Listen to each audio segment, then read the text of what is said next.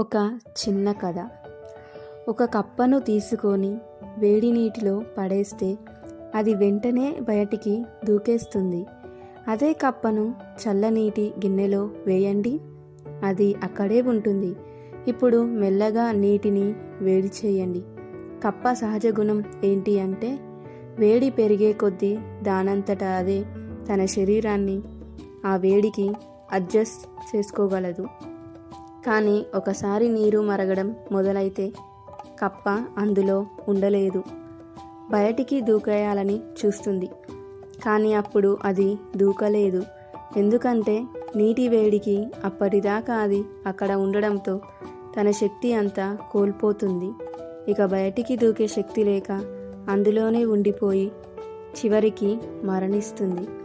ఇది కేవలం కథ కాదు, ఇందులో చాలా నీతి దాగి ఉంది.